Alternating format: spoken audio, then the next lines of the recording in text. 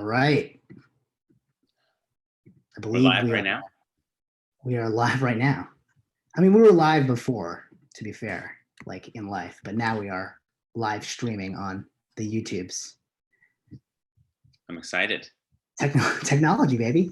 I'm also nervous if my toddler is going to come running in here. But that's the joy of the live experience. Anything can happen at any moment. Which is why people tune in, presumably, to these things. Alex, great to talk to you. It's been so long. It has. It feels like it's been long. It's been a long time since we've it feels like an eternity. Even though I saw you at a birthday party and we played poker not that long ago, it feels like we've elapsed that was an era. 2 weeks ago.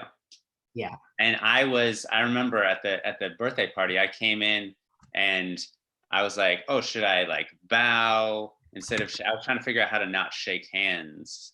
And I was like, oh, I'll bow, or like maybe I'll elbow bump. And everyone was hand, foot tap, making fun of me.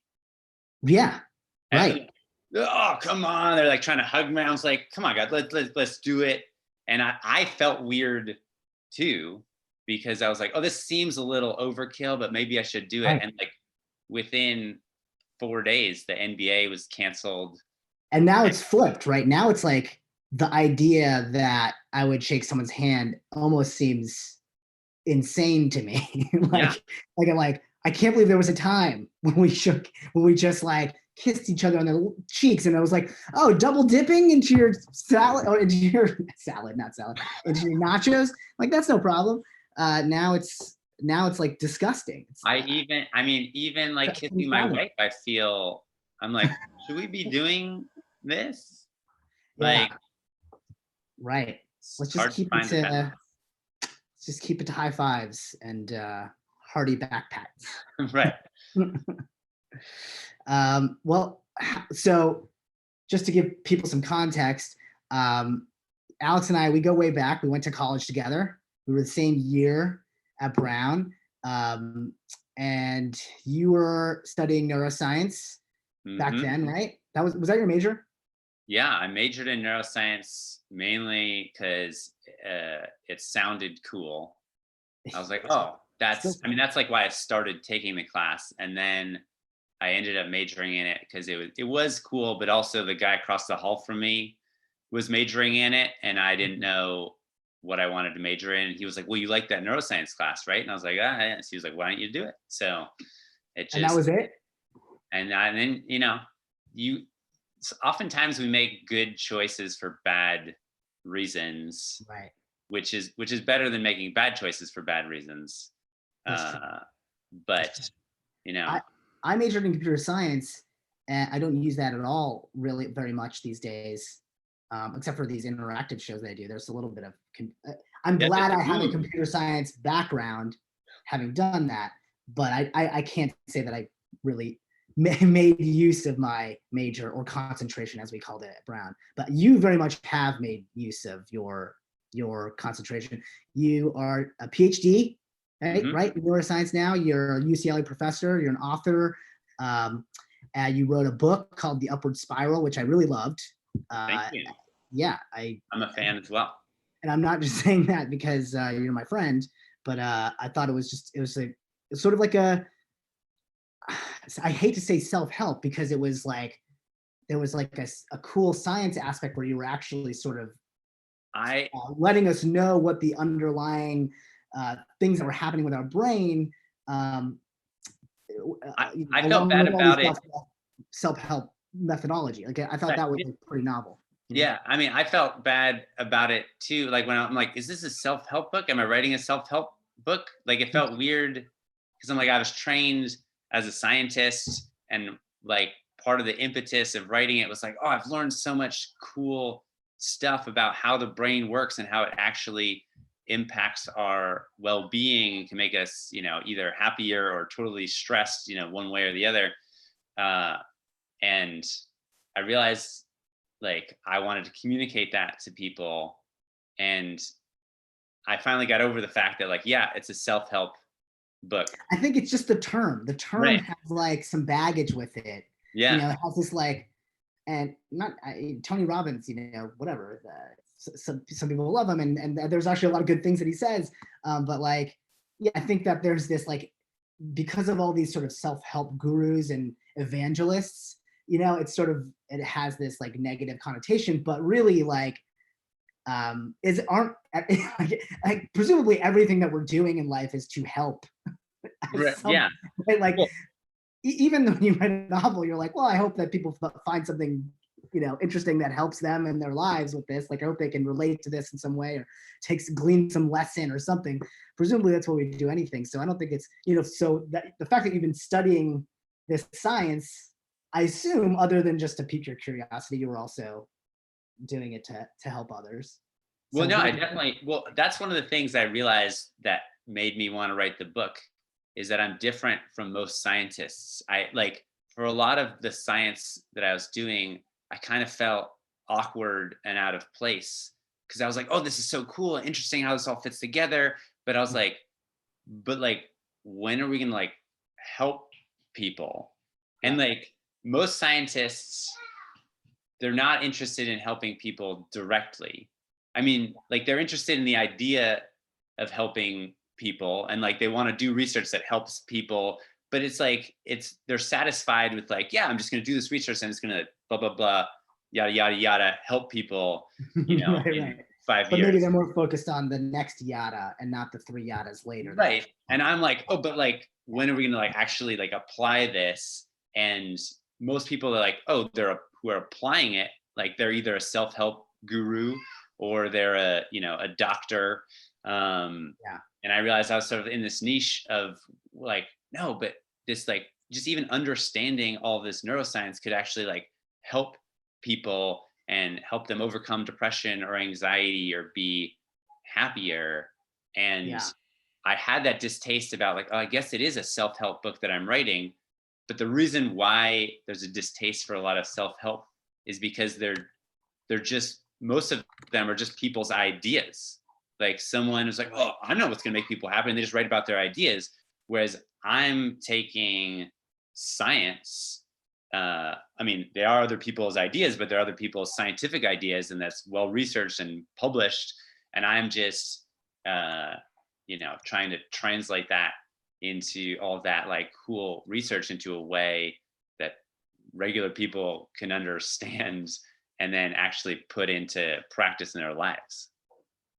Well, this is pretty much exactly why I wanted to talk to you, and thought you might have some really good insight into, like, everything that's going on right now and how we're in unprecedented territory. And I think that, I mean, I know for me personally, I feel relatively safe in my home. I feel relatively healthy. But this sort of this situation that we're all placed in, almost like being told that you have to stay at home, introduces this like general anxiety. And the fact that every other news story that comes out is it's very scary. I mean, like, ultimately it's existential. I imagine that a lot of people are going through what we're going through, where we're just feeling our highs, like our highs are higher and our lows are lower. Like, I feel like there's even more bickering at the house, and there's just like general tension, even though like we're sort of in the same safe space that we were in before this. Everything's heightened. I know I'm feeling the stress, and I feel like I have a lot of ways that I cope with stress that are good, and that are helpful, but even I'm having trouble sort of tackling those, or like Well, finding the time to can do you those. even do the things? Can you even do the things that you usually do to cope with No, stress? I can't. Right, I can't. Yoga class is canceled. You know, I can't go shopping. No, I didn't do a ton of shopping to cope, but but like, yeah, there's a lot of things that you can't do. I don't know. I feel like uh, obviously penned in And even though we can still go for walks and take hikes, but yeah, all the social things that I mean, I'm a huge extrovert. So just being around people is kind of all I needed to feel at ease, you know, sometimes was just being around a group of friends. We're doing that virtually now, which is cool. I'm catching up with a lot of people that I hadn't caught up with before, but yeah, we're doing it. But we screwed up that high five, you know, like how are we gonna, how you're throwing a single, I'm throwing up doubles. I mean, this is a disaster. Right, like we're all becoming, we're all relearning social interactions again. It's like we're back in middle school when you're like, oh, hey, what's the high five? And everyone's like, no, that's the high five from last week. And like everyone just feels kind of awkward. Yeah, like we're more in our heads, I guess. So I guess what's going on? Well, what's going on with you guys? How are you guys coping with the pandemic and the shelter in place and all that? Well, I mean, things are pretty well here considering. But you guys have toilet paper? We do. We have lots of toilet paper. I didn't want to buy into. I was like, everyone's like hoarding toilet paper, and at some point though, like becomes a self-fulfilling prophecy of like, well, I don't want to be one of these crazy people that's hoarding toilet paper, but if everybody's already hoarding toilet paper, then I have to go get toilet paper because you need it. Fortunately, I had already been in this habit. I don't usually drive to the supermarket because it's like just like a 8-minute walk. But I sort of made this rule of like, oh, whenever I find myself driving to the supermarket, I'll just buy one of the hugest things of toilet paper. And so I had done that already, like, I don't know, 6 weeks or a month ago or something. And I had like, so when all of us started hoarding toilet paper, I was like, okay. And I like went through and I counted, and we had 60 rolls of toilet paper already. So I was like, I think that'll work out. Yeah. I was like, so maybe this is a good place to get into the kind of science of it all, the neuroscience of it, and you can show off some of your skills now. Like why presumably toilet paper to me is like the most improvisable object we have. Like there's a menu, like if it came down to it, you can jump in the shower, you know, there's ways to get around lacking toilet paper. Maybe there's not ways to get around lacking other things. Why did we focus on toilet paper? What's going on in our brains? One of the things is sort of like based on the word you used, improvise, like to think creatively. Like, yes, it's definitely a capacity that we have, and that's something that is a product of our prefrontal cortex, which is the most advanced, most newly evolved part of the brain. Humans have relatively more of it. Yeah, it's this part that I've gone conveniently bald over. No, you did that for the podcast. You did it. I have a very large prefrontal cortex. Yeah. Committed to. And yeah. It's what allows us to, like, you know, think creatively and think, you know, plan ahead. But when we are stressed out, we can't think of as creatively. We fall back on these older parts of the brain that evolved, you know, hundreds of millions of years ago. The lizard brain part. They're often called the lizard brain, and that's like the brain stem and these deeper regions that control our habits and impulses. You know, you can think of it as like the lizard brain. It's technically, you know. Do you hate that term? I feel like you hate that term. I sort of hate that term. I hate the term because we're not about by the way, you're good. I feel like you're good at reading my emotions, which is why I don't do well at poker against you. Yes, I hate the term because it used to be thought of like literally, oh, like that's the lizard brain and this is the whatever. And like, but for the last 40 years or so, we've realized, oh, there's not like a lizard brain and a mammalian brain and a primate brain. Like there's a lot more overlap between them. Like it's not quite so separable. But like, if you use that term knowing, as I do, that it's like a metaphor, then Right. sure, like that's helpful. But a lot of times, like if you're a scientist and you speak as a metaphor, then people take that literally, Right. and then like that's when I have a problem with it. I have no problem with it as a metaphor, but as long as you're thinking in terms of metaphors, I actually think there's more useful ways of thinking about the habitual like lizard brain and the like the emotional, what's often called the mammalian brain, the limbic system, and then the primate brain, which is this like prefrontal cortex or the cortex that I was talking about. And that's I like to think of that those deeper structures as being like a dog, because they do like all of your notions about and associations with like how a dog behave. That's how this deep region called the striatum works. Okay. And I was expecting like something like totally different, scientific or whatever, but you just went with a different animal. Got it. Okay, cool. well, I went with a You're different an asshole if you say lizard brain, but no, dog brain is fine. That's what's going to get the A at UCLA. well, because it's a I get. It's a better metaphor right, for. because like what are your associations with a lizard? What it's Yeah, it's the lizard they brain. stick What to is it? walls. They annoy me when they try to get in the Right. house. No, but like the way your striatum works, which is basically this region that we're talking about, it well, like what do you know about a dog? Like, well, you can't teach an old dog new tricks, or if you want to train a dog to do something new, you got to give it like rewards and just repetition and just keep training it with treats, and it'll eventually learn. And dogs are impulsive. Like if it's not well trained to do something and you just like leave it alone, it's going to eat the couch cushions, it's going to pee everywhere or whatever.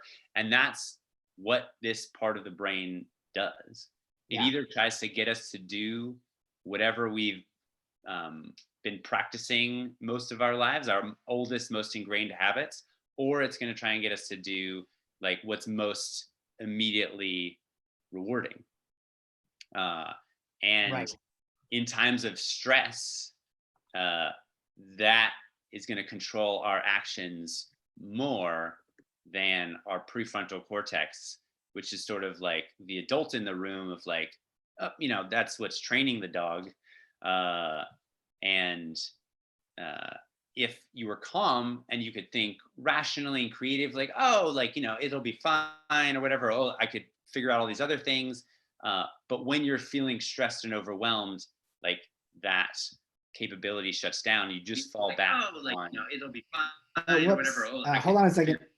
Sorry. We accidentally journeying clicked back live into the stream. past. I did. I accidentally clicked live stream. Kim just notified me that I I went live and kept the name live stream test. Well, so that's not good. I should have called it something else. A test. I'm wondering if I could rename it. Sorry to interrupt your human brain, because my dog brain kicked in and was like, oh shit. Exactly. I think that we're stuck calling this live stream test unless I restart the live stream. Should we just stick with it? I'm gonna defer to you. Like, is this gonna kick off the thousands of fans that are already? No, I mean, whatever. There'll be a link and people will be able to read it. So I'm gonna stick with it. We're just gonna stick with it. This, in some ways, I don't know what it's a test to, but it's a test. Right. Well, all life is a test. All life is a test. Yeah, it's a metaphor. You know what? Yeah, when archaeologists are looking back, digital archaeologists are looking back, and they'll be like, wow, these guys, they'll try to interpret what we meant by live stream test. Like, why didn't they call it, the Upward Spiral podcast featuring or something like that? But it's okay. We'll figure that out later. Yeah. Anyway, so okay, let's go back to the hoarding toilet paper, because so I think you gave us a little bit of the lay of the land of the brain in terms of the proper animals. And so like what's happening in our heads when we are like, must get toilet paper? Well, there's this other part that's like sitting on top of the striatum, this dog brain, lizard brain type structure, and that's the limbic system, which is your emotional brain, is the easy way to call it. Okay. And like in the old terminology, they called that the mammalian brain. But the reason why that's wrong is like, well, even lizards had a type of, part of the limbic system. And so that's why it's all muddled. Yeah. And so I think a more useful analogy for thinking of that is like just a baby or a small child. Like, small kids have their emotions right on their sleeves. Why? Why? Because they don't have a fully functioning prefrontal cortex to regulate that. So whenever something is, strange or out of control or scary, or they're hungry or they're in pain, like their emotions get all amped up. And turns out if you shave for the first time and your baby has not seen your shorn face, right, it freaks him out. And so that's the that's a key. I was like, damn it, baby, if you had a better prefrontal cortex, you wouldn't be so freaked out right now. That's right. They're they're slowly growing their prefrontal cortex. Yeah. Actually, because the prefrontal cortex is the slowest part of the brain to develop. It takes like 25 years before it really is fully matured. That's actually why your car is. So there's something true to that. You shouldn't smoke pot too much when you're younger because you still haven't. Yeah, your brain is really developing. Yeah. But the thing, like, what I could have been. Yeah. Okay. The thing, like, your limbic system not recognizing you, like, and freaking out, like, that's a key part of the limbic system. The limbic system has this structure called the hippocampus, which you may have heard of, and it helps to create new memories. But one of its primary roles is to like monitor our environment, to like compare it to all the things that we've experienced previously. And then it sends that information to the rest of the limbic system and also to the striatums to say, okay, like, well, this is the context that you're in, like, this is how you should act. And when we encounter new things that are unfamiliar, that we haven't experienced before, we don't have familiar habits, like to know what to do. And then like, we're not sure what we're supposed to do or how we're supposed to respond. And that really activates the limbic system and activates our stress response. And that's why like your kids. So it's like we're like rifling through our memories or all of our old hardwired ways of handling whatever stimulus that's going on, right. And we're like, file not found, right? Like we're just like, yeah. And so then then we just resort to a different part of our brain, like a more emotional part of our brain, because there's no logic there, right? And so when you activate that strong emotions, it biases your actions towards whatever is most deeply ingrained in your striatum. So like when you're calm, there's always this balance in terms of your actions between like the prefrontal cortex, which says, hey, like, let's do it this way because that's going to take us where we want to go. And the striatum, part of the striatum, the habitual part is like, no, let's do it this way because like that's the way we've always done it. And then you like the reward part of your striatum is like, no, like there's a cookie, let's go eat it. And like somewhere in that conversation, your actions get determined. And when you're stressed out, that biases the conversation away from like the rational planning prefrontal cortex and towards like whatever impulsively is going to make you feel better right away, or whatever you've done the most in the past. And so for a kid, like, well, they're going to fall back on crying, like bursting into tears, because their whole life, like, well, I burst into tears, and then if I'm hungry, well, I burst into tears and like somebody feeds me. And if I do this, like I burst into tears and someone puts me down for a nap. And like, if I hurt myself, so I burst into tears and someone comforts me. And so like, they don't know how to interpret their signals. They just know something's wrong. And then they fall back on their deepest habit, which is just crying. Right. And we have that same. Why is our deepest habit? Why is our deepest habit then in that like? I guess I'm trying to relate it back to the toilet paper hoarding because I'm wondering, like, well, so people are scared that we're going to run out of toilet paper in the world. Well, Is that what they're really scared of or not? no, I think part of it is it's not that we're particularly scared about running out of toilet paper. It's that like it's a familiar thing. Like, okay, we always need toilet paper. Yeah. Like if you have to think about all of the different food products you have to buy, that requires a lot more like thinking. Like, okay, okay, I shouldn't buy too many vegetables, but I should buy, canned beans, but like what kind of beans, how many beans, like all of those things are stuff that requires the prefrontal cortex for like planning purposes. But like when you're stressed out, you're like it's just easy to buy things that don't require thought. And like you always need toilet paper and it's not going to like go bad. So there's never going to be a point where you're like, oh crap, like I bought too much toilet paper. Like even if the pandemic ended right away, well, okay, well then you just use through all the toilet paper. And so like it doesn't require like extra thinking to go through. It's something that is, familiar, and that I think one of the key things also is that you have control over it. Like just buying in general. Like I can't control all of this crap that's going on in the world right now. Oh, but I could stock up on stuff. And when you try to think through all of the, what should I stock up on?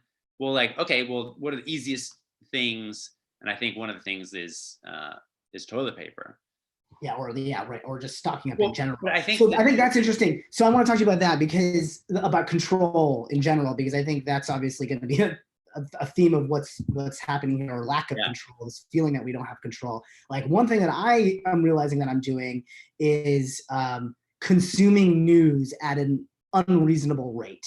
Yeah. Like I think, and I'm realizing, like yesterday I did sort of a digital cleanse where I was just like, look, and it wasn't even that good of a digital cleanse. It was literally like, I will look at the phone only right before breakfast, lunch, and dinner. I will look at the phone 3 times just to make sure there's nothing crazy, like with my family or something. But otherwise, I'm just not gonna read. Oh, I'm not gonna read the news, but I did still listen to the national newscast on NPR at the end of the day.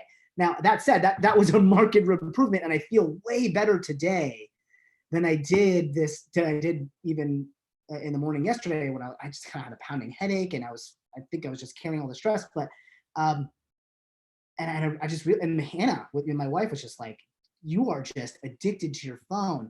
And so I was trying to think through like why, like I'm not the only one. I know my brother's kind of doing the same thing. And then I'm thinking, okay, well, maybe this need to understand what's going on, maybe there's like a control aspect to that, or like a desire for control.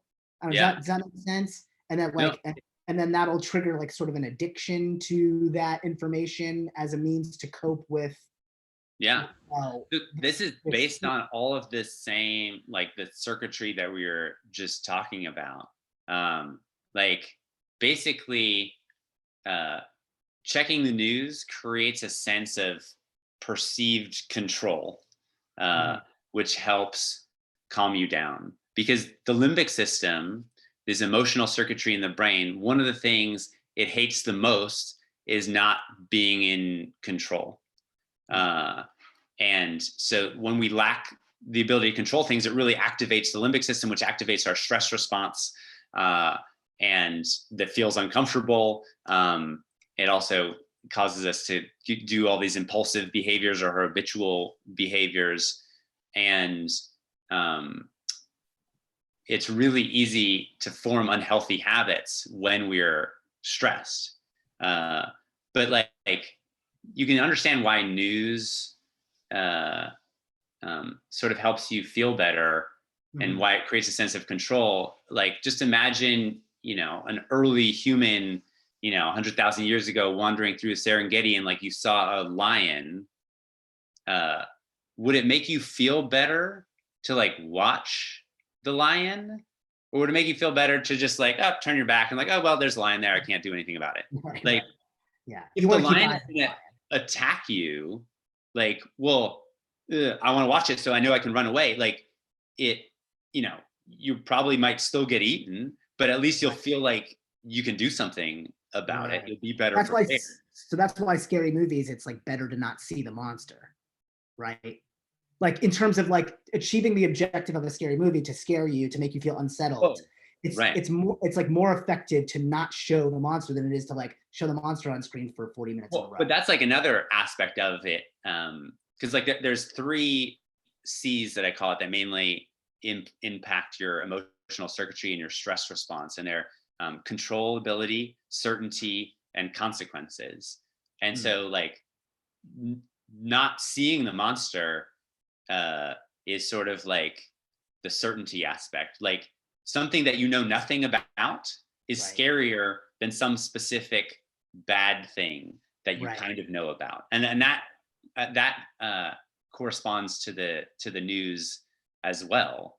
Of like, well, even if I can't control it, I like the not knowing activates my stress response, and that's the kind of the weird thing about it is like we'd sort of rather know something is bad than not know if it's bad, then it might be good, because the not knowing is uncomfortable, and that's like reason why it leads to the unhealthy behavior of continuing to check, is because you feel these uncomfortable feelings of like, oh my god, like I don't know what I can do, or like what's going bad out there, what's going to happen, and there's going to be big consequences, and that really gets our stress response amped up. And so, you know, you check the news, and one of two things happens. Either there's some terrible news, in which case you're like, oh my god, I'm so glad I checked the news, and it gives you a little reward. You know, your brain gives you a little dopamine reward for having checked the news, because like, oh god, I'm so glad I looked right now. Well, even bad news gives you dopamine. Is that what you're saying? Yeah, because like it activates your coping strategies to like try and control it. So crazy. You know, I mean, but the action gets rewarded.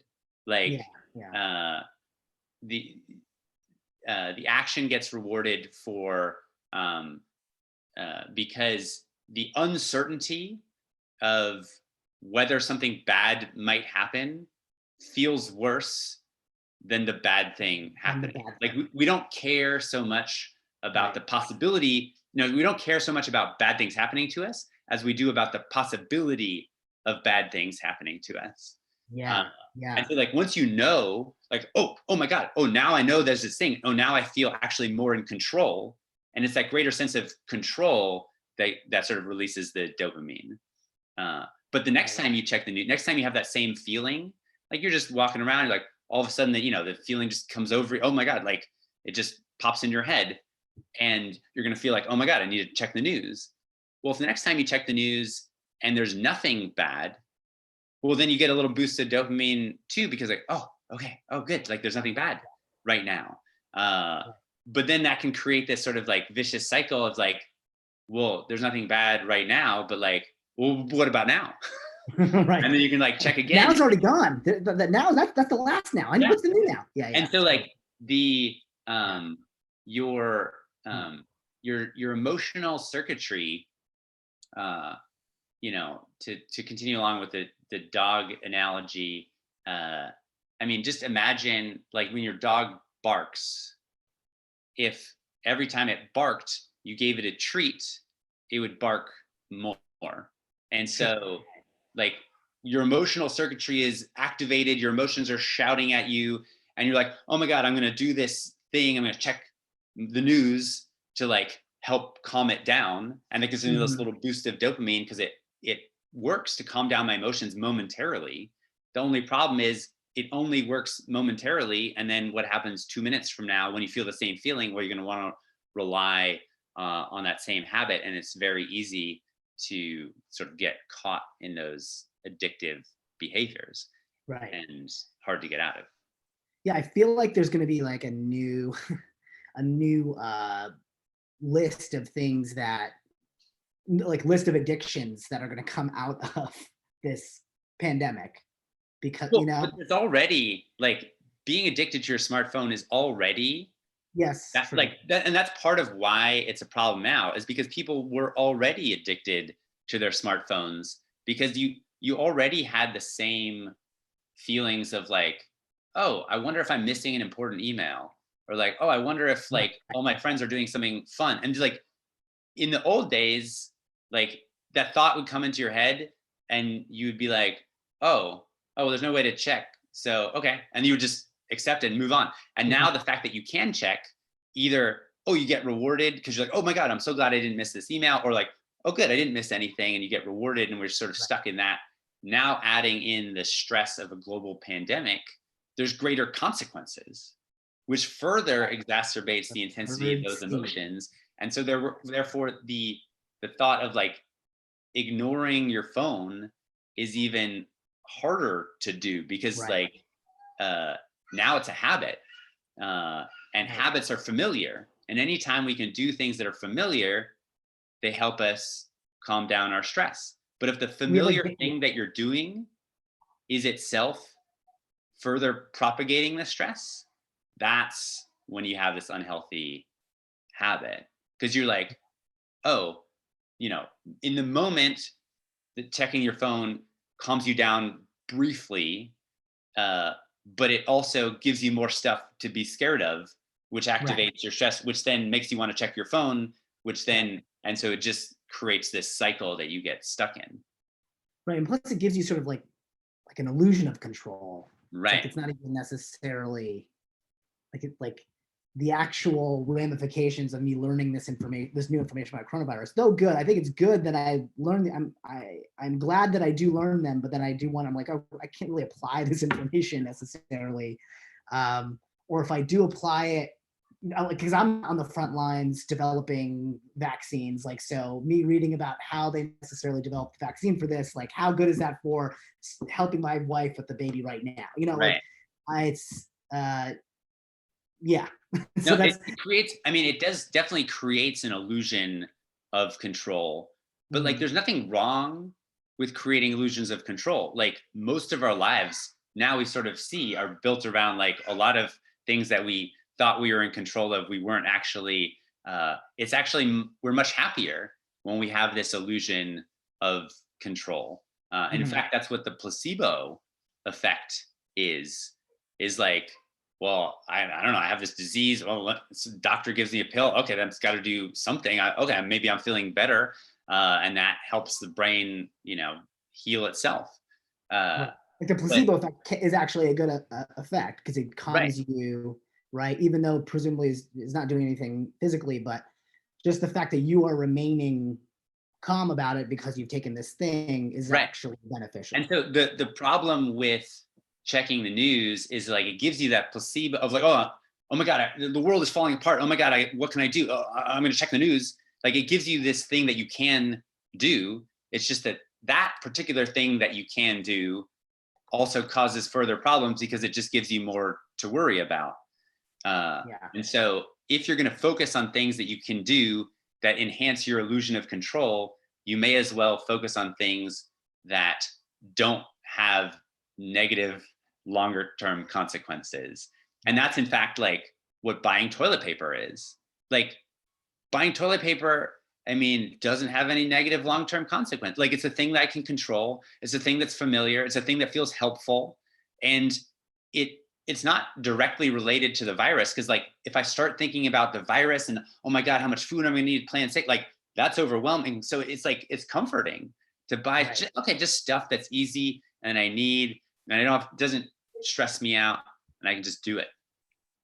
Right. But yet we do it even though we know there's a shortage going on. Well, and that's why it doesn't fall exactly into that analogy. Because well, once there is a crisis about toilet paper, then it's actually no longer avoiding that idea of no negative consequences. Like, now there actually are negative consequences.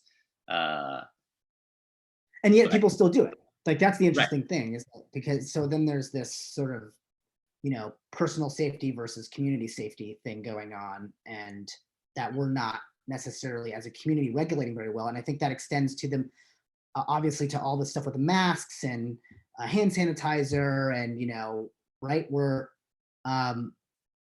I have a bunch of doctor cousins that are all like, yeah, if you can donate a mask, like donate a mask, man. Like it's definitely, we're definitely running low. And my cousin was even saying that they're stealing, folks are stealing masks and gloves and hand sanitizer from the hospital. They don't know if it's like, it could be workers themselves being like, fuck it, I need this for even my patients or whatever. And so they're like storing it in their desks, or they're taking it home, or whatever they're doing.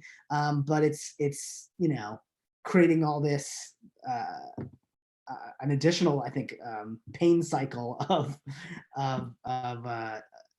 shortage of stuff that we desperately need. Well, it's when you are stressed and your limbic system is really activated with anxiety and fear, and it's triggering all of your stress response. It's much harder to think about abstract things like the greater good. Like that abstract thinking of like, oh yeah, right, we shouldn't just buy toilet paper because it's going to contribute to the panic and whatever. But like all of that requires like a little bit more functioning of your prefrontal cortex to like think about the long-term consequences.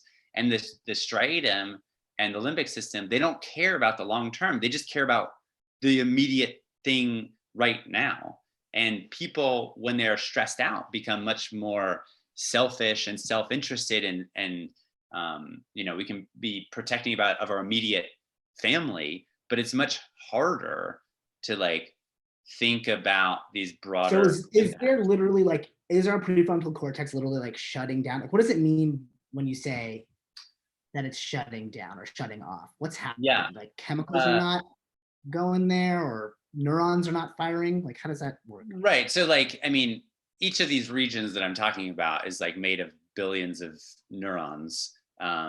And they're like all interconnected because like each neuron is on average connected to 1,000 or so other neurons. I mean, so there's like trillions of connections. Like what it actually looks like. I mean, it's not like your prefrontal cortex stops working. It just shifts. Like basically you can sort of think of each neuron as like voting for something. And your prefrontal cortex, all those neurons, they're voting for like, oh hey, like let's think about this rationally. And the dorsal striatum, the upper part, it wants you to do whatever you've done the most. And so it's like, hey, no, we're vote for like, let's be conservative. Basically, let's just do what we've done before because that worked before. So let's just keep doing that.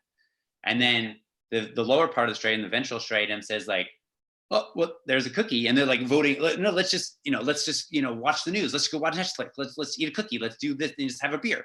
And all of those neurons are voting.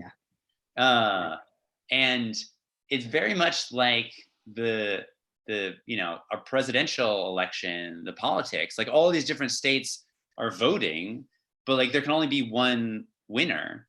And if Russia is influencing the election, it just like sways it, the voting, the strength of the voting slightly. You suppress a few votes in one place, or so it's more like one side getting louder than the other kind exactly. So there's like, it's still active and it's still trying to work. It's just like the limbic system basically shifts the power. It increases the voting power of so we're being trolled. We're being trolled by ourselves, basically. Yeah, exactly. We all have the troll within us. Like one of the interesting things is that like just how this sort of relates to like actual like national politics is if you make people feel scared, they're more likely to like endorse conservative policies. And that's one of the reasons why, Republicans are like, think about, oh, immigrants coming in and people attacking us and whatever. Like, it's not just their worldview, but it also like, well, the more people that think about being attacked, well, the more it makes you want to be conservative and think about just yourself. Yeah. And Yeah. less So about that's like, kind of, let's protect kids in Africa right now. Well, no, like it's very even liberal. Like it's hard to think about like right. protecting people in other countries when we're like concerned for our own safety. Right. Right.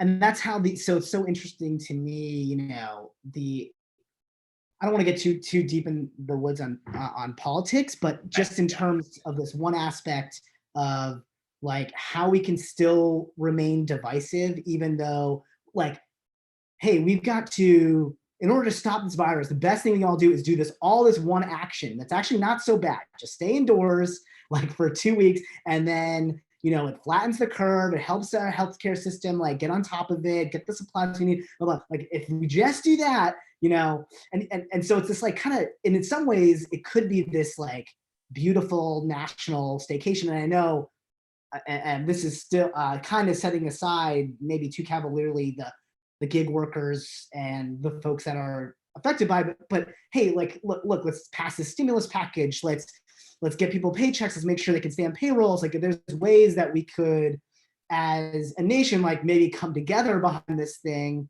you know, and really like become this singular community to defeat this virus and at least its most, you know, the scariest aspects of it, which would be to overwhelm our healthcare system and, you know, cause other death. But so, and yet we're still, we're finding ways. Yeah, why aren't we doing that? But like even that, like there's so much divisiveness. Like it seems to have separated us more. Like I feel like when 9/11 happened, we were all like, you know what, you know, George Bush, like even liberals were kind of like 80% approval rating, like, hey, it's like we none of us want planes flying into buildings.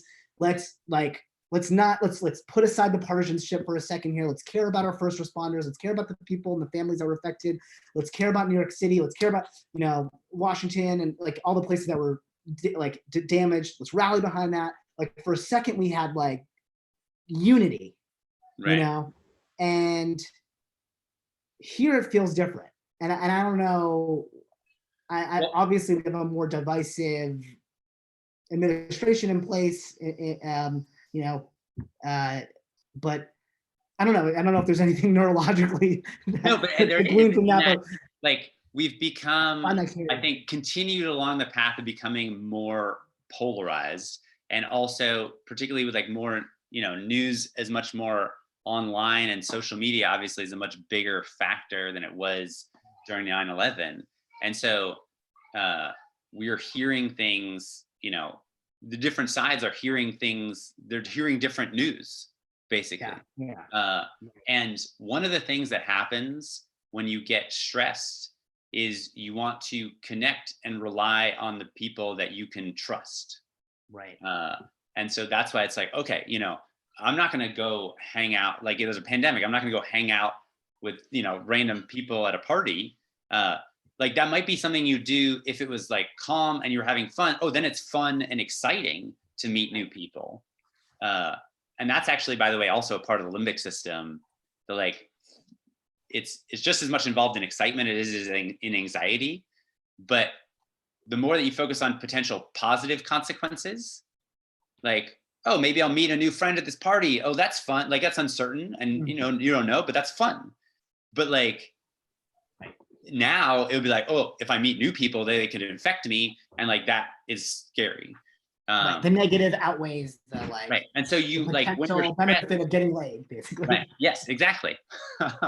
When you're stressed, you withdraw to like the safe things, the people that you know support you and that identify with you. And we were already sort of polarized, and therefore like how we should respond to this crisis, or even whether it is a crisis, like breaks down upon like, well, who do you view as your side?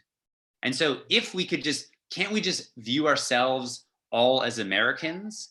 Well, in some ways, like we can't, because when Trump has a response and like liberal America is like, well, no, we can't follow, like he's telling us to do the wrong thing. And then they're like, but we just need to come together as Americans. And then the conservative side is like, well, you know, Trump said it's not even a crisis. So what do you mean come together about what? Like, we just need to unite behind our president. And so like, we are sort of retreating to fall back on the people we trust and the sources of news that we can trust, but those are just polarized and different sources of news. And so like, while a lot of like liberal states can be more united on like, hey, let's, you know, shut everything down, like California, let's shut everything down because we want to do it for the public good. And in more conservative states, they're like, well, no, the public good would be to not panic about this thing that's not even really a big deal. And like, we can't even sort of agree about what reality is. And if someone disagrees with your reality, that means, oh, they're the opposite side. So they're a threat to me. Are our brains different? There is some interesting research about that. And this is really weird, random, tangential aspect of this, that there's a study done on differences between conservative and liberal brains. And the actor Colin Firth was like randomly like one of the authors on the paper. I don't really understand his involvement, but they like scanned structurally people's brains. Because in general, like the size of the brain region to some extent shows like how much you use it. I mean, it's just sort of a rough approximation. But they scanned people and they asked them about their political leanings. And people who were self-described as more conservative had a larger, on average, amygdala, which is the key part of the emotional circuitry. It's often called the fear center of the brain. And what that says is like, well, yeah, they're just like more, it's the part of the brain that's more alert to threats. So a lot of conservative people say, well, I'm not, you know, hyper responsive, you know, to threats. I'm just like, I'm not fooling myself into thinking that we're all in some kumbaya, you know, drum circle. So like, you always like, if your worldview is more like, yeah, you got to look out for yourself and protect yourself because there's always threats, then you're more likely to be conservative. And some people's brains are sort of wired in a way to see, you know, different things as being threatening.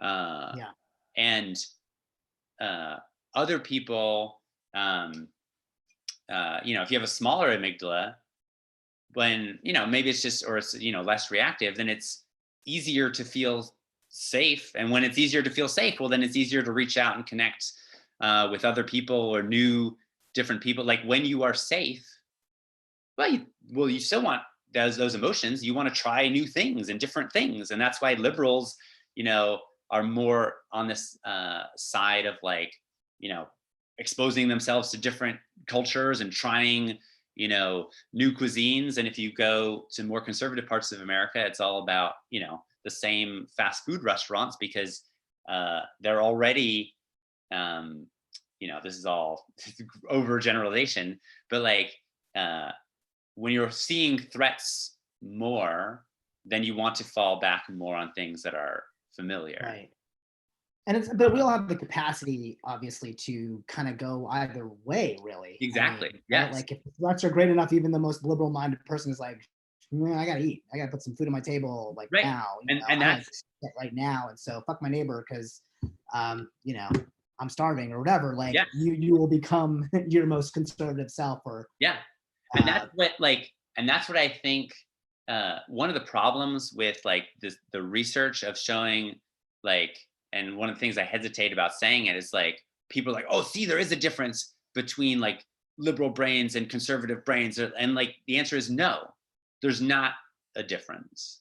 Like if you scan 30 conservatives and, you know, 30 liberals, you got on average, there's these like tiny statistical differences between the average size of their amygdala, but like they're completely overlapping like there's not like, up here and down here, like they're totally overlapping. There's these tiny little differences, and we are essentially all human in the same way, just slightly different flavors. And that, some people have slightly more amygdala reactivity, which makes it more likely that you would be conservative. But as the situations change, well, we can shift. And so, right. And then plus you got your hippocampus, right, which is like tracking all these memories. So if say you have this giant amygdala, it's fucking huge, and you are also, but then you're like, your dad's a drum circle guy, and you're just like, your environment is all like community and openness and travel and trying new things or whatever, right? Like presumably then your hippocampus part, right? Did I get that right? Is the like we'll be tracking all these memories and all the ways that in which you did handle things. Right. Were the more kumbaya way, then it would maybe outweigh the giant amygdala. Well, right. I mean, if you are that's why, like, if you live in a city, in a big multicultural city where you're exposed throughout your whole life to different races and different cultures, then those things are much more familiar, right? And therefore they don't activate your stress response in the same way as if you come from a small town and like everyone sort of looks the same way and has the same culture. Well, now you see this influx of immigrants of different races or different cultures, and like if you're on the end of the spectrum where you tend to see things as threats, well then you're going to see that as a threat to your way of life. Whereas if maybe you grew up in a city, even if you had the tendency to see things as threats, well, this multiculturalism is familiar, and so that is your way of life, and you see people who are trying to stop multiculturalism as a threat to your way of life. And I think one of the biggest problems in like the liberal conservative debate is that like we pretend as if we don't understand the other side at all. Well, it's like, lack of empathy. 100%. Right. You lose empathy with the other side. You otherize them, right? You're like, they are different. There's something wrong. They're a different breed. Right. They don't see, they're just, we don't see ourselves in them, right? Right. And so then that's when we lose. The second we do that, I think the second that we've lost the war already, or we've perpetuated the war. We're part of the problem and now perpetuating the war. The second that we stop seeing ourselves in the other side, right? Yeah. Well, but there's sort of two fundamental modes of like how humans are. Like we are both self-interested and caring about the group, and those are in balance all the time. And there's not like I think one of the problems like on the liberal side of things is like, well, like they talk about conservatives like, well, just don't care about other people. And it's like, well, no, like you might be more on this side of caring about other people, but like as soon as you make the distinction of like, oh, those people just don't care about them, then you know exactly how they feel, because you're just deciding that you don't care about them. Right. And then the argument is also like, hey, well, you gotta care about yourself. You gotta like, it's like you gotta do self-care in order to be your best self to help other people. So you can make that argument. And I think that's a lot on the liberal side. I mean, we're both liberal, but like on the liberal side, there's like hypocrisy in sort of saying that like in sort of pretending that, oh no, I just care about other people. And it's like, no, you don't. Like you're out there buying toilet paper, hoarding toilet paper with everyone. You're not. I bought a bidet. That's how I tried to solve mine. So but like yes, which, by the way, I think the bidet evolution has finally begun. I just want to put that out there. I think finally people, if anything good comes out of this, it's that we will understand that wiping our butts with thin paper was so fucking disgusting to begin with. Okay, it was not the cleanest way. So Bidets, people, it's much cleaner. Like if you dropped peanut butter on the ground, okay, would you just wipe it up and be like, it's clean? No, you would get some liquid, right? This is saying I should. our mutual friends Nigel's his pitch right. is you would get some liquid and you make sure it's all cleaned up. So you're saying we should spray 409 up? Is that? Yeah, exactly. Yeah, look, I'm just saying a little water goes a long way, and then you pat it dry. It's way cleaner. Good. I mean, I think we're gonna find out how disgusting we really were, and we'll help save this whole toilet paper. But now people are gonna start hoarding bidets. Ironically, I believe it actually uses less water than the production of toilet paper. Correct. So I'm telling you, the bidet evolution, it's gonna happen. All right, so I kind of want to bring it back to the pandemic sake, maybe put politics aside for a second. Yes. And kind of come back to like, all right, we're in this situation. And I think people are starting to get, after a week now, we're starting to get a little bit more of a rhythm of what life is like now. We're coming up with a schedule. I'm trying to dress for work and maybe not do pajamas all day. Like we're trying to find ways to. Well, just a schedule, I think, is a really important thing because that's what our striatum wants, and that's what our limbic system wants, because it wants it wants to know, like, how am I supposed to behave? Like, what actions am I supposed to be doing now? Like, what can I control? What can I not control? Because it's actually okay if you can't control something, as long as you know for certain that you can't control it. Right. Because then you stop trying. And like when we believe that we can control something, our brain releases this chemical norepinephrine that motivates us to try and control it and do something about it. And when we don't believe that we can control it, we don't. The problems that we get into is like when we try to control things that can't actually be controlled, or when we fail to control something that we actually could do, and we make those mistakes sort of at the margins. And when some of that can be facilitated by like having structure in your life, and in your normal life, like maybe you wake up and you go to work, and your hippocampus recognizes, oh, I'm at work now. Okay, we do work things here. So you don't have to overcome your like desire to watch TV or to drink beer as much when you're at work, because there's no TV and there's no beer. Like there's just works. Like it's not a temptation that you need to overcome. It just doesn't even come up. Right. But when you're stuck in your home, well, there's no inherent structure. Well, like, yeah, I could work from the couch, or do I even need to get dressed and whatever? And like, it sends confusing signals to the hippocampus of like, well, is this a day off? Is this a vacation? Well, if it's a vacation, then I should go out to the beach. Oh, I can't go out to the beach or the park. And like, we don't know how to respond because there's no structure. There's no external cues telling us what to do. And so in the absence of external cues, you need to create that structure for yourself. And so, yeah, even though maybe you could sleep in a lot later, well, probably better just, set an alarm like you normally do. Like get to go on about your habits, have, part of your day scheduled to do work, and ideally even have a part of your house that's focused on doing work. If it can be a separate room, great. Like, cause then you're like, oh, I go into my office and I'm going to do work. Right. And then when I come out of my office, then I'm going to relax and watch Netflix.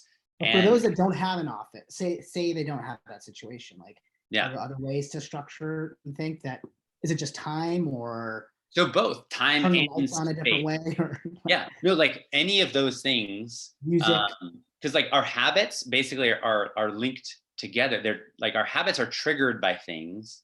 Yeah. And so anything that you can do to like change the context you're in, or have a specific trigger to engage in certain habits, is helpful. And so like one of those habits is time. Like 9 o'clock, time for work, like alarm goes off, time for work. Like this, they train, all these experiments, you train rats or dogs, like, oh, bell rings, you go through this thing. Like our brains have those same capacities. Like just because we can think and plan all these complex things, like we have this same, lizard brain at heart. We're just like, that dog brain we just trained. So use that to train yourself. You want to do work from home. Okay, well, set a reminder on your calendar, 9 a.m. and then have a place where you do work.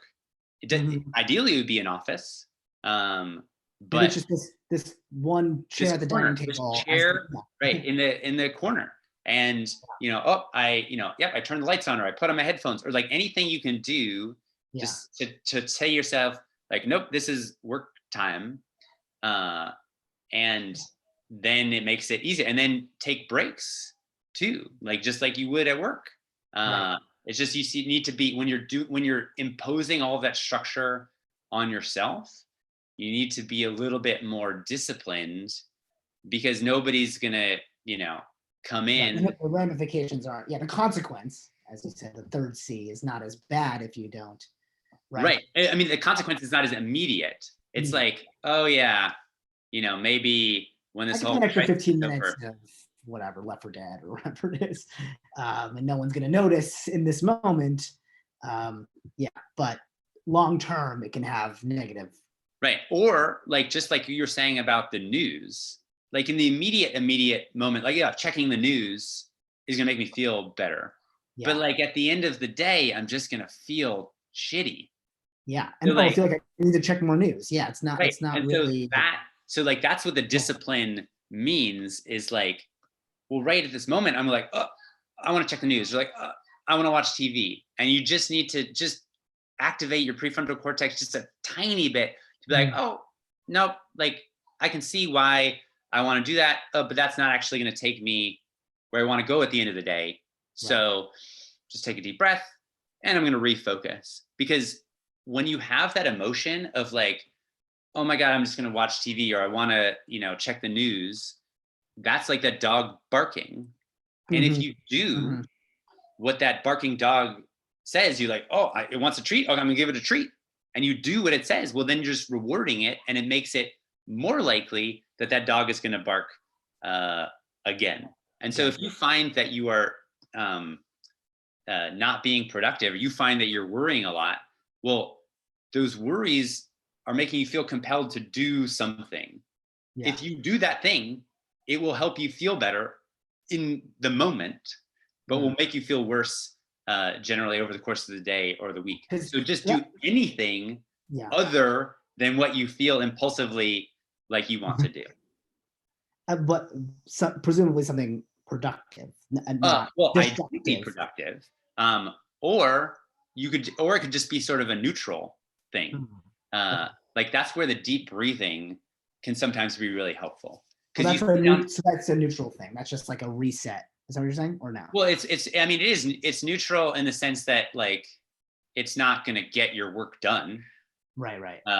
But it's actually beneficial in that it has a physiological response of calming down your stress response, so that it makes it easier for the prefrontal cortex to override your impulses or your old habits. I know that's one of the things I loved about your book, honestly, was, well, actually one thing contextually I think that's important to understand, or to understand about your book, and the theme, like as opposed to going down each good thing that you could do to help yourself, just this overall idea of the upward spiral is something that I really loved. Because one of the things that I fear about the community's mental health overall in this new situation, this new world, and this thing going on, who knows, hopefully it's, only 15 days, maybe it's 30 days, maybe it's more, is people's mental health. And the reason why I want to have this conversation, I thought you were the perfect person. The upward spiral, I love this idea that like, you could, like, depression, I'm sure I'm going to butcher it, but like depression is it's kind of a result of a downward spiral, right? Like doing these small habitual things that sort of compound themselves into more destructive ways. It's like, oh, I just have one cigarette, and that to make me feel a little bit better in this moment, which is funny. It's ironically like the poisonous way of deep breathing is having a cigarette. It's like, but we're like, oh, I'm going to do that to make me feel better. But you know what? I don't feel better. I exercise less because I'm coughing more. And then when I do exercise, I get injured. And then I'm injured. I don't feel like, and so you're just finding all these reasons to not, be healthy or help yourself. And it can spiral down into whatever negative thinking and low self-worth, low self-esteem, and then now you're trapped in this thing where, and then you're eating poorly and it's like negative. And so what your book posits is this idea, and again, you can probably speak to it better, but what I loved about it was like, oh no, there's actually ways that you can trigger an upward spiral. You can trigger the opposite. Do one small thing that actually will compound itself positively. And there's ways that we can be really kind of in control of that and on top of that if we sort of know what those triggering mechanisms are for ourselves, right? Right. Yeah. And we each have those, own things that generally trigger our own downward spirals, like social rejection or being too hard on ourselves or physical pain or our stress or anxiety or whatever. It's usually, it's not like one thing that is the problem. Like, oh, is it, do I need to change my thoughts, or do I need to change my behaviors, or, the kinds of interactions that I'm having? And it's like, well, probably all of those things, but you just got to start with one, because some of those things you can control and some of them you can't control. So maybe, social rejection is, when you try and hang out with someone, you ask a girl out and she says no, like, oh, that really sends me into a downward spiral. Well, guess what? You have no control over whether the girl wants to go out with you or not. Right. And like, had no control. You only have control of like what you then do about it. But when the things that when your actions are like determined by the things that you can't control, well, like, oh, well, if she says no, oh, but then I'm just going to sit at home and then I'm going to drink a beer. And like, well, then you just go on autopilot. It's like your limbic system and your striatum are like living your life on autopilot for you. And oftentimes that's not going to work out well for you. And you can sort of hope for, things to change. Oh, like, well, I hope, the next girl that says yes, to me, oh, then that'll help it. Or, once I get a girlfriend, then everything will be better. Or like, there are external things that impact us in an upward spiral or downward spiral way. It's just that those external things we generally don't have full control over. So if you yourself are tired of being stuck in a downward spiral, like, don't just sit there hoping that all the external things are going to change. Just start focusing on like, what are the things that I can do right now? Or like, if not right now, like, what are the things that I could do in the future once I have the capability to do them? And that refocusing on those tiny little things that you can do and accepting the things that you don't have control over really help kickstart an upward spiral. And one of the biggest ones is breathing. Right. Because that's like kind of something everyone can do. I mean, look, I have asthma, so not all the time can I do it. And I'm sure some people have medical issues that make it even harder, but like, presumably if you're alive, you have to be able to take a breath. So it's like, costs no money. Well, that's one of the things actually that's problematic about asthma is that like you can breathe, but you're all of a sudden focused on, oh my God, it's so much harder to breathe than and you feel like you can't breathe because you're focused on how difficult it is to breathe, which actually exacerbates the stress and the asthma. So focusing on, okay, just trying to calm down and breathe as good as you can. It's not going to eliminate the asthma attack, but it will make it easier to get through, or at least make your own brain not make it worse. Because it's like, is there something, when you take a deep breath, is there something like chemically happening in your brain? Like what is it? Well, so there's a physiological response. I guess I'm curious to get in the weeds in that a little bit. Like what? Yeah. So the when you take a deep breath, it changes the way your heart beats, and you have a nerve that goes from your brain stem all the way down to the heart, and it monitors all of your internal organs, your lungs, your heart. It's called the vagus nerve, and it what? And I mean, I'm just curious why they called it the vagus nerve, but anyway.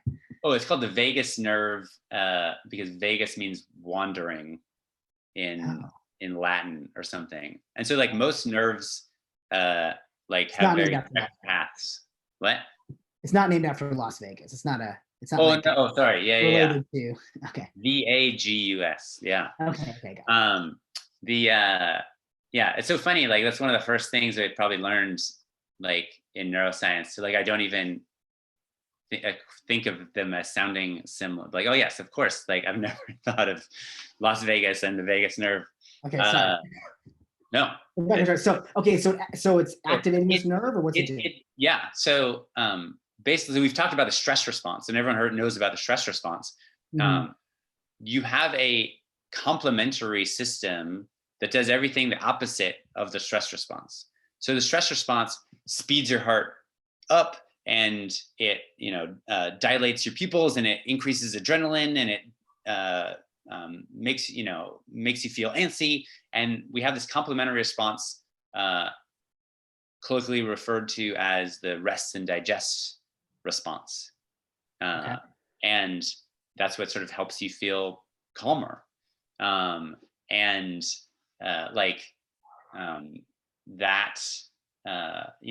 Taking opiates, opioids, or morphine or heroin or whatever, like, oh, that's like what it's like to be in the calmer artificially induces that response, is what you're saying. What? Like those drugs artificially induce that response. Yes, exactly.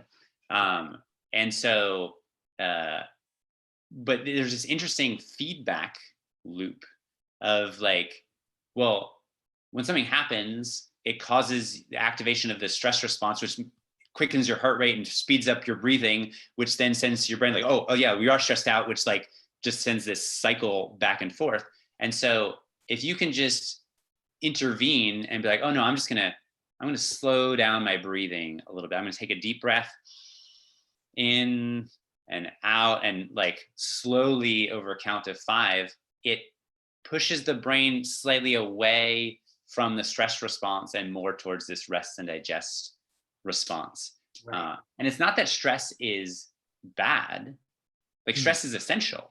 It's just that stress makes us more likely to fall in our old habits or to do whatever's impulsive. And so if that's what's leading you, down bad pathways or making unhelpful decisions, well, then just calming down your stress response a little bit so that it makes it easier to make a more positive decision will be helpful. But interestingly, it's not like it's going to make the stress or the thing that the stimulant that's causing the stress response to disappear. That's not what it's about. Exactly. It's about it making you your best self, like putting yourself in a better position to have a better reaction to said stimulant, right? Well, though interestingly, this is one of the reasons I love yoga, and like this is why. And actually, you wrote an article on this that I remember too. I'm a big fan, but that like yoga is a practice. It totally reframed the way I thought of yoga. Honestly, I always loved doing it, but that you're practicing deep breathing while putting your body into these weird positions. And it's not really like, oh, can I do this weird position better than the next guy? It's like more about like, can I deep breathe and calm my mind, calm everything down, bring myself to my best self, most centered self in this weird pretzel-like form. Yeah. And it's basically just a practice, which is why I think they call it a practice, and why I love it, is, that you're effectively going, you're doing this so that you can apply this to real life stressors and stimulants that come your way. That, hey, this is, I guess you're training your hippocampus, right? Like you're basically saying, hey, well, last time I felt this kind of stress or physical or otherwise, I breathed through it, deep breathe through it. Yeah. And my parents were immigrants, so I'm excused by English issues. But like you've practiced that presumably, and then you can now handle it, in kind once you're there. Right. Yeah. And so one of the things I was gonna say is, interestingly, like oftentimes taking deep breath isn't going to solve your problem. Like, oh, I'm overwhelmed by work or whatever. But sometimes like the actual problem is really just this like random thought that pops into your head that you don't actually need to do anything about. That if you just take a few deep breaths and like breathe through it and focus on your breathing instead of this random unhelpful thought, well, then that thought's going to go away. Like I'm not good enough, or I'm not capable. Like I'm overwhelmed because I'm not that good, and I have imposter syndrome, and they're gonna find me out. And I'm gonna get fired, that kind of thing. Right. And so if just taking a few deep breaths, one, gives you something to focus on other than that thought, and two, it physiologically calms you down, making it easier to make a better choice. Yeah. And someone on one of the viewers was asking about getting out of a panic attack. Yes. And this is one of those sort of difficult things, because a lot of times when you're having a panic attack, it's like having an asthma attack. You're like, okay, I'm supposed to breathe deeply, but I can't breathe deeply. And so if you can't breathe deeply, focusing on like, but I'm supposed to breathe deeply, like Dr. Korb, like you told me I was supposed to breathe deeply, like, well, anytime you're focusing on something you can't do, it makes you more stressed out. So focus on what you can do. And if you can't, so the ideal breath rate to maximize your rest and digest response is like 4 to 6 breaths per minute, which to give you an example is like,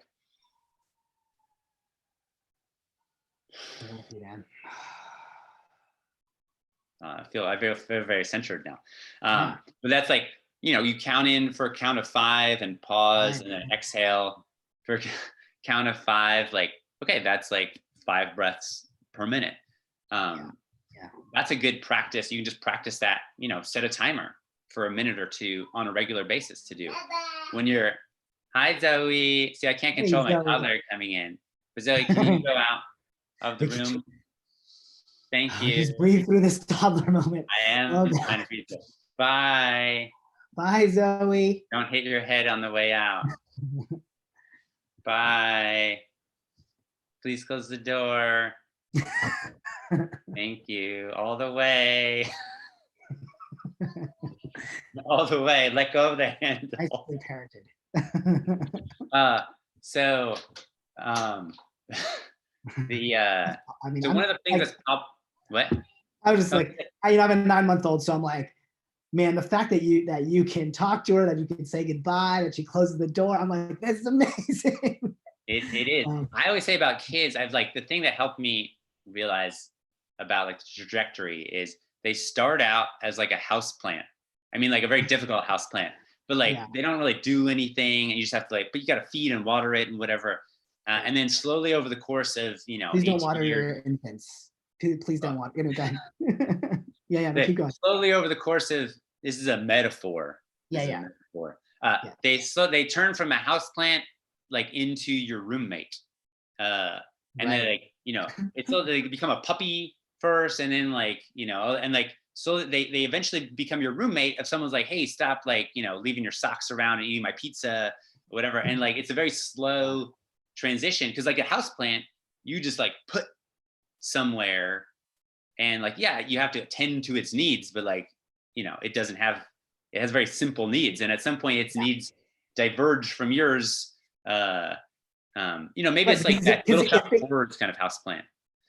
If they started as a roommate, you wouldn't like them as much. See, that's my theory. Is that they start as a houseplant, become a puppy, because you fall desperately, deeply in love with them, to the point that I would, throw my body in front of a train for this child. Because if they started as your roommate, we would never perpetuate the species. Yeah, you'd be like, fuck this noise. You don't pay rent, get the fuck out of here. It's insane. All right, so sorry, I want to bring you back. You were talking about the panic, 5 to 6 breaths per minute kind of a rate is a good rate, and you were talking about why that is. And ideally, inhaling through your nose, because that actually produces more of a chemical called nitric oxide, which is actually the chemical pathway that is used in Viagra. Because the way they discovered Viagra, by the way, is they were trying to develop a drug to lower blood pressure, and nitric oxide signaling lowers blood pressure. And so they developed this drug and they were testing it, and they're like, oh, it's kind of lowers blood pressure, but like all these guys are having this side effect of like these erections. And then some marketing genius was like, what if we call that the effect? Wow. Not a side effect, that's the effect. Wow. And now the side effect, you know, they list, don't, you know, if you have blood pressure medications, like don't take Viagra because, you know. Because it kind of, that's what it was supposed to do. Nitric oxide, you produce more when you inhale through your nose, and therefore it lowers your blood pressure more than breathing in through your mouth. So the exhale, you can do, I'd say you can do either way. I mean, you can do yoga breathing, or, you know, but it's less important. Now, let's say you have a cold. You're like, well, I can't breathe through my nose. Okay, well, if you can't do it, then don't do something else. Breathe through your mouth. But people are like, oh, but you just said breathing through my nose was better. Well, okay, but if you can't do it, it's irrelevant. Then breathe through your mouth and take some Viagra. But breathing through your mouth, like, it's still going to have, you know, 95% of the same effect. But people a lot of times are focused on like, well, I need to do the perfect thing. But if you can't do the perfect thing, then just do anything that is better than the default of what you were going to do. And that's where it sort of comes to panic attacks. If you're like, well, I can't breathe at, you know, 5 breaths per minute, I'm like hyperventilating. Okay, all you have to do is then slow your breath down a tiny bit. And the best place to do that is with your exhale. Because a lot of times when you're hyperventilating, like, you can't slow your inhales easily because you're like, I need oxygen. But you can slow down your exhale a little bit by like whatever, like making a sound, because making a sound is literally slowing down the air. And so it gives you something to focus on that you can do. I was like, oh my God, the world is falling apart. I can't, my heart is racing. I was like, I can't, okay, just slow down the exhale. And after, you know. Why they have the whole paper bag thing? Is that why that was a thing? Well, the paper bag thing is actually sort of a separate thing, in that the irony when you start hyperventilating, it causes uncomfortable symptoms. So like when you breathe too much, you breathe too fast, and you get too much oxygen, your lips start tingling, like you feel weird. And then people freak out about, oh my God, I'm feeling weird, something's happening. And then that continues the panic attack. So breathing in through a paper bag, actually, because you are breathing in the air that you just exhaled, there's not as much oxygen. And so it sort of prevents you from experiencing the symptoms of hyperventilating, so that you don't start then freaking out about those, like, why, oh my God, why are my lips tingling? So if you're doing that to a point where like, oh, your lips are tingling, then like breathing into a paper bag reduces that, and hopefully then you get it under control a little bit, and then you can start slowing your exhale a little bit more, and then maybe you can start breathing through your nose. But like, this is, I haven't really experienced many panic attacks, but this is definitely something I use, like, you know, if I'm recovering from a hard exercise. Well, if you're just trying to do a bunch of sprints, or you're in CrossFit or something, or you're trying to do CrossFit from home, well, like, you're panting, oh my God, you know, I can't keep this up. Okay, well, just slow down. If you can't keep it up, just slow down your exhale, because that's something you can do.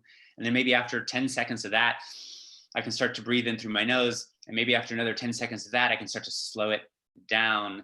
And that focuses my mind on something I can control, and something that will have a physiological effect that calms me down. So I feel this way about this reminds me of how I sort of feel about exercise too. People always say like, I won't name names, but there are people that are close to me. They're like, hey, I just can't exercise.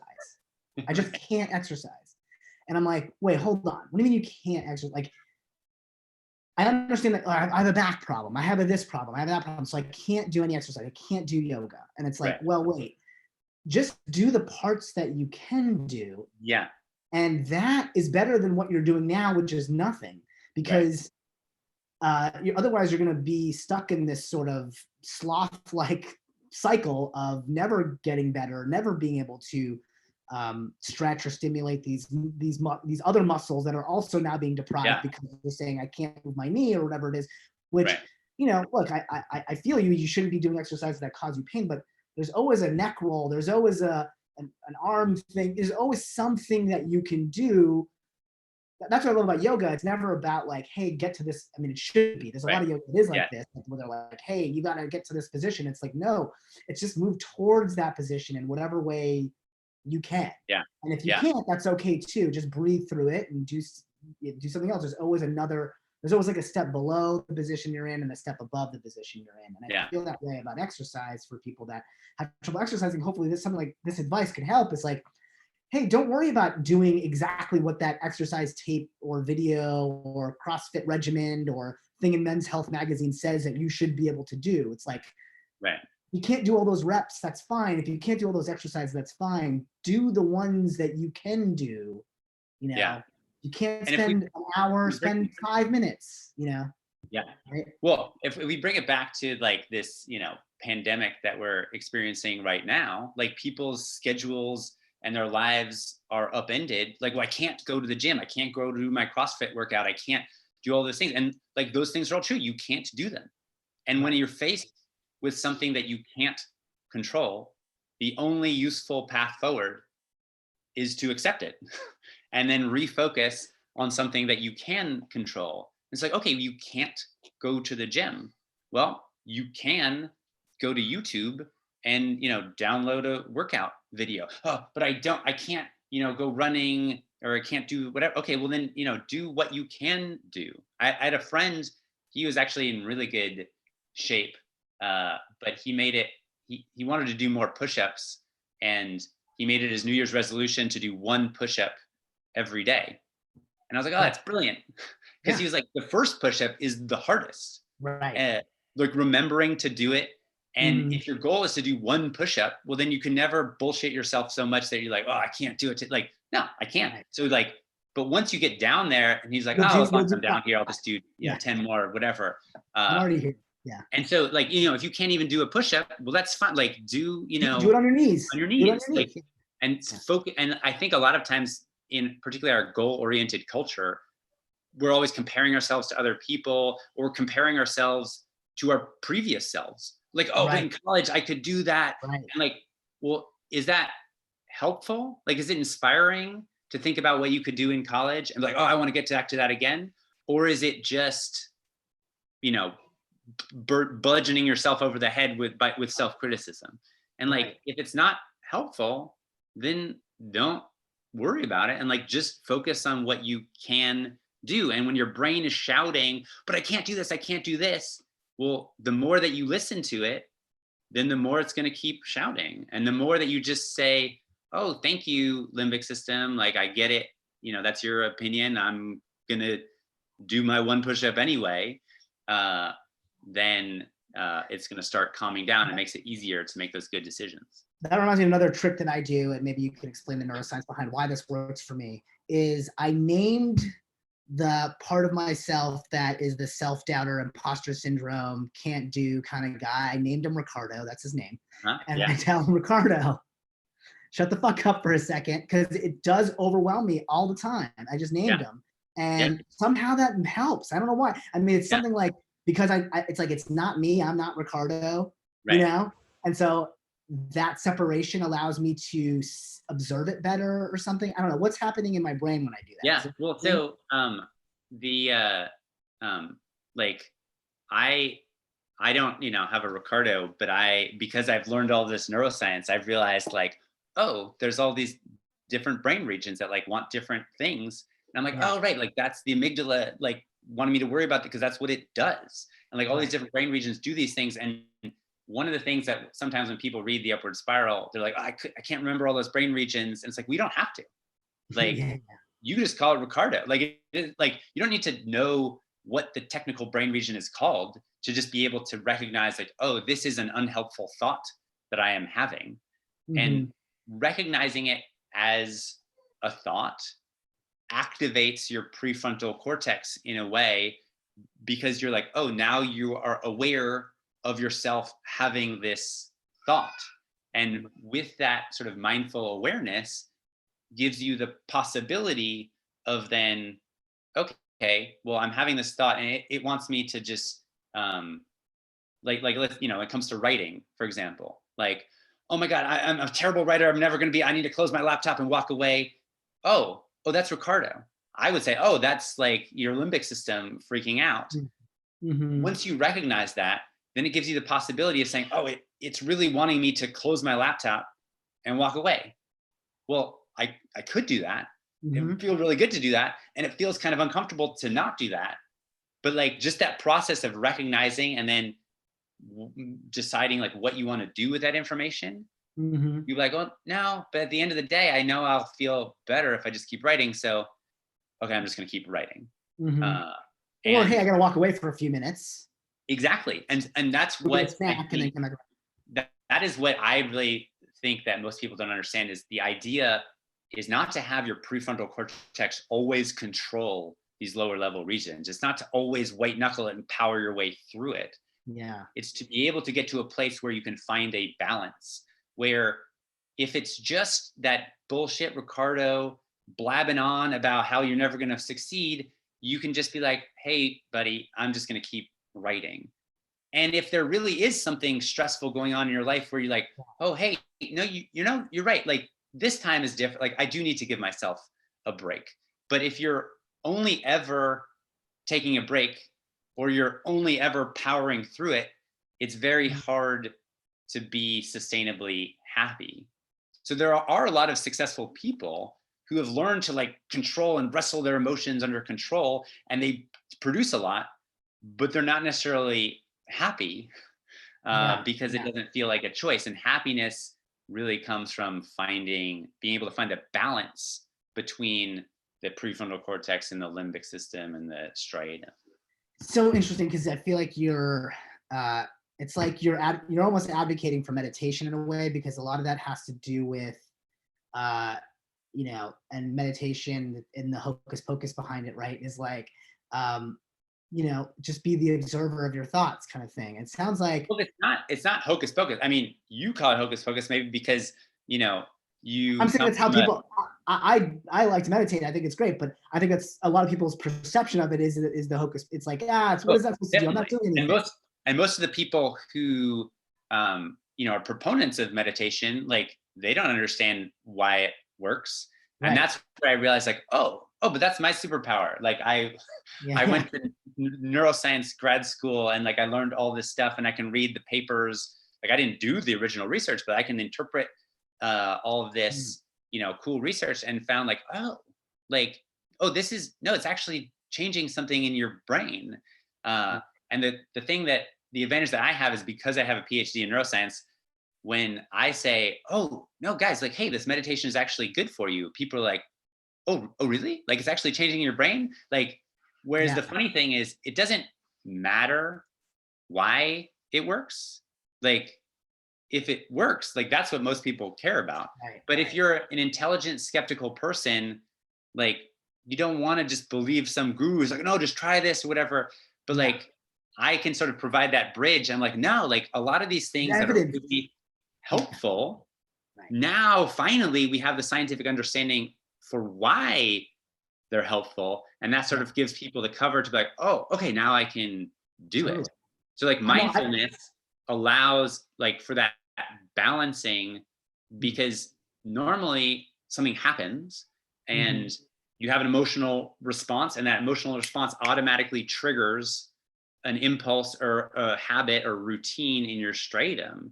And so you basically live your life on autopilot through all those things. What mindfulness does is it breaks that automatic cycle of like, oh, you feel the emotion, and then you notice yourself being compelled to drink a beer or watch Netflix, and you say, oh, wait, I could do that. Or I could do it this adds a other. moderator. You're adding a moderator to the system. You're like, all Yes. right, all these voices, let me moderate this. Let's see who, right. you know, And should one of the things, rule the like roost at the moment. Yeah. mindfulness, I mean, meditation is one of the ways to practice mindfulness, because one of the things most people have the hardest time not doing is just sitting still. And if you can't just sit still, then it's harder to act intentionally, because you're not, if you're just acting automatically to deal with, jumping from one anxiety to the next and one goal to the next, then you're not acting intentionally. And having that mindfulness meditation can reset the thing, so oh yeah, like, yes, I am doing this because it's an intention. I'm not just trying to fix the feeling of discomfort inside me. Yeah, and I think one of the things that, so I think we've kind of jumped into this list of things that you could do. Yeah. Like a little bit like, yeah, we roller coastered through it a little bit. And there's some really good, good ones. So it's like, schedule, I think we hit, which I think is good. Talked about yoga or exercise, meditation. There's another one in there. Deep breathing. Deep breathing. Yeah. And are there any others that we haven't hit, or I feel like I think one of the big ones. And I mean, focusing on what you can control is a. One thing I wanted to mention that I added to the list that we kind of predetermined was savoring something. Yes. And when you have an intentionality behind things, so when you decide to have that beer, and you decide it in a way that's a little bit more mindful, you can savor it. You get to like really enjoy it in a way, like you can kind of, you're not doing it now just as an escape or as a coping mechanism for whatever pains or things that you want to ignore. You're not going, I'm setting aside time to have a beer and watch a show and eat a cookie, which sounds amazing and it's probably what I want to do right after this. But I prefer milk with my cookies, but beer is all. I'm gonna dip the beer, dip the cookie in the beer. Anyway, so I think just savoring something, and that's also another simple thing that I think you can do to trigger an upward spiral, is to stop and savor like one thing a day, whatever it is. It's like, I'm going to savor this water bottle and admire it for all the ways in which it like serves. That's like taking a deep breath can also be an aspect, like, because you can just, like, we breathe unconsciously for most of our lives, but if you just stop for a moment, like, you could just savor that breath. Like, you could just enjoy the process of taking a deep breath, and your mind's like, oh, but there's all this stuff crumbling around me. Okay, but like, and yet you can enjoy things even when the rest of the world is crumbling down around you. Like, you enjoyed your vacation last year. You probably weren't thinking about how it was destroying the environment, or how many kids are starving in Africa, or that there might be a global pandemic soon. Mm-hmm. Like, all those things were true. You just weren't thinking about them. So guiding your focus towards the aspects of reality that you appreciate makes you feel better about those things. And savoring is one of the ways to do that. The general process, I think of that as gratitude. And you can be grateful for, oh, this moment I have this great, cookie I'm eating right now. You can be grateful for previous experiences you have. You can be grateful for your friendships. Like, you can be grateful for having friends, even if you can't spend time with them. Right. Or like, I loved how you were even like, I'm great. I thank you, limbic system, for doing this thing. Like you can be grateful to your, the noises in your brain that are counterproductive. It causes you problems, but it's trying to keep you safe. Like, just like your mom, not your mom, but like one's mom in general. It's like, you can, your mom might nag you, put on a jacket or whatever. Like, you might not want to do what your mom is telling you, but you can acknowledge, I get it. Like, she's worried about me. And so you can be like, oh, thanks, like I'm not going to put on a jacket. Like, no, I'm not going to become a doctor or whatever. Like, but you can acknowledge, oh, she's trying to help me. And I think you can think of all these different circuits in your brain as the same way. Like, oh, it's just trying to get me to do what's familiar. It's just trying to get me to do the things that kept me safe before. It's just trying to get me to do the things that are like enjoyable, and to stop like saying those brain regions, no, you can't behave that way. They're going to, do what they're going to do. And you also have the choice to decide like what you're going to do about that. Awesome. Maybe this is a good place to kind of wrap it up. I mean, do you have any parting thoughts? Well, no, I guess just on that last element of savoring is like, if you're not going to get any work done today, like just enjoy not doing work. Like if you're going to watch Netflix and eat a cookie and drink beer, then like just enjoy that. Make it a choice rather than, I can't do it. I guess I have to like, no, like if you want to do work, like do work. But if you're like, no, man, I can't deal with the, all of this stuff today. I'm just gonna take the day off and relax. And sometimes when we allow ourselves to like that compassion, then it's easier to be honest with ourselves and say like, well, you know what? I guess, I could work for half an hour first, or like, if we know that we're going to reward ourselves and that we're going to allow ourselves to enjoy it, then we can say, okay, I'm just going to buckle down for 5 minutes, or I'm going to, do one push-up and then give myself a pat on the back, or like, and particularly when you're working from home in stressful times, like breaking it down into like simple, actionable steps that you feel like you have control over, and then rewarding yourself and enjoying that. Because a lot of times when people are working, they're feeling like guilty. They feel like, oh, I wish I could be relaxing. And then when they're relaxing, they feel guilty that they're not working. And the key, one of the keys to happiness is do either one, but just do it fully. Like just work fully, even if it's just for 5 minutes, and then relax and savor that fully, because then it will feel more satisfying and will energize you in a way that, oh, maybe now I can work. Whereas if you kind of half-ass the relaxing, then you're never going to want to go back to work because you never really got it. And I think that's honestly what was good about my quote unquote digital cleanse, was that I segmented time to check the news. Yeah. And so when I was checking the news, it didn't spin me up as much either, because I was like, I'm just going to do this for the 5 minutes that I've allotted and then move on with the rest of my day. And I didn't bring it to the dinner table with my family necessarily. It was like I could actually enjoy that time with my family and be like, look, I can't check my phone. So I told myself I couldn't do that. So now I'm just going to enjoy my family instead of just constantly looking over. Instead of thinking of your family as a distraction that's just getting in the way of all your news reading. Yeah. Right. Which is very easy to do. Oh man, I'm a terrible husband and father. You're doing the best you can. Doing the best we can. Yeah, good stuff. And now, I think we should end this little pod. This is really fun. Thanks for joining me, Alex, and for sharing your wisdom. For joining me. Yeah. My Zoom. It's your YouTube Live. That's right. Yeah. No, we can thank each other. We can be grateful for each other. Yeah, exactly. And thanks to Kim, my assistant, who helped kind of coordinate this and threw some questions our way from folks that were listening in. And I don't know, did we answer them? We didn't. We missed Hannah's question. Can hypnotherapy help to retrain the brain from old fear-based patterns? Yes. Quick, answer that. Yes. Yes, it can. This is really about somebody else helping guide your focus.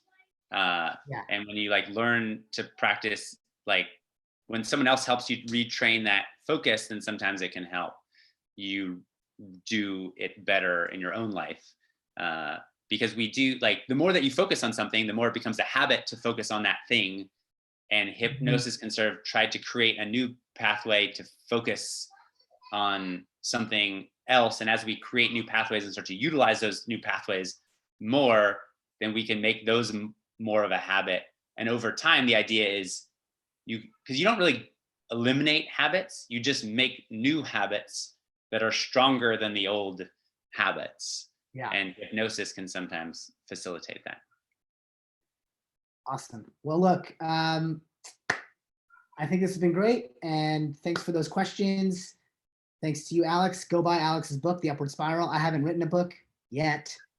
So That's a positive way of thinking about it. Yeah. Yeah. I'll pimp Big Magic for those writers out there who are looking for something to help them cope and get through the demons that come in our brains when we're writing. I think Big Magic is amazing. It's by Elizabeth Gilbert. It's a great book. I treat it almost like a Bible.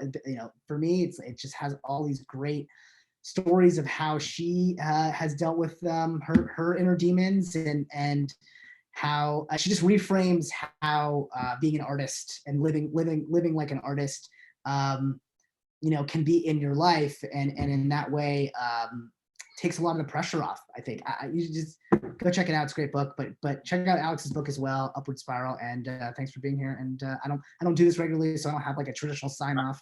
I don't know. All right, no, it's good. So we're not handshaking. Let's bring back the Namaste prayer hands. Yeah. See, Indians had it right all to begin with. Okay, now I'm gonna go pee. I'm gonna go savor that. So enjoy. All right, man. Check you later, Alex. How do I close this?